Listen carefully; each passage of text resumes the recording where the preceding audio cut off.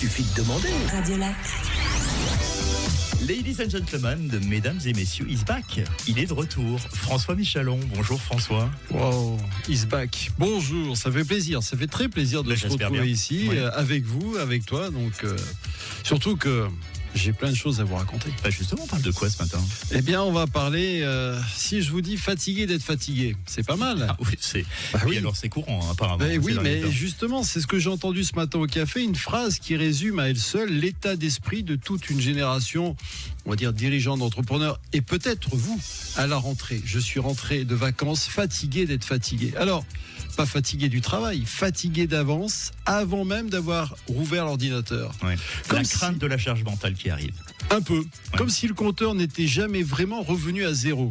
Alors j'entends de plus en plus, et de partout, quel que soit le pays. Les chiffres confirment le terrain. Le dernier baromètre IFOP pour la Fondation MMA des entrepreneurs du futur, mené auprès de 1000 dirigeants de TPE, PME, ETI, est sans appel. 85% ressentent au moins un trouble physique ou psychologique.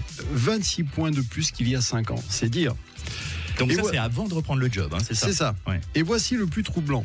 Beaucoup ont pourtant fait exactement ce qu'on leur recommande, c'est-à-dire s'allonger, décrocher, ne rien faire. Lâcher Or, prise. c'est peut-être précisément là que ça coince. Oui, D'accord. j'y arrive. La recherche en psychologie du travail distingue deux choses qu'on confond trop souvent. Se relâcher et vraiment décrocher mentalement. Et pour cela, une chercheuse allemande, Sabine Sonntag, l'a montré. Le simple farniente laisse l'esprit libre. Libre justement de repartir tout seul vers le dossier en cours. Un cerveau qui ne fait rien n'est pas un cerveau au repos. Et non, c'est un cerveau sans surveillance, livré à lui-même sur un transat. Ce que ces travaux montrent aussi, c'est que ce qui coupe vraiment le fil, c'est une activité qui demande un peu d'attention. Pas une performance, juste assez d'engagement pour que l'esprit n'ait plus de place pour ressasser. Un instrument de musique repris après des années, un mur d'escalade, peinture, écriture, ou une recette compliquée qui rate 2 fois avant de la réussir. Ironie du sort. C'est souvent le beau-frère qui refait sa terrasse tout l'été qui revient le plus reposé. Pas celui qui a lucidement sur une chaise longue.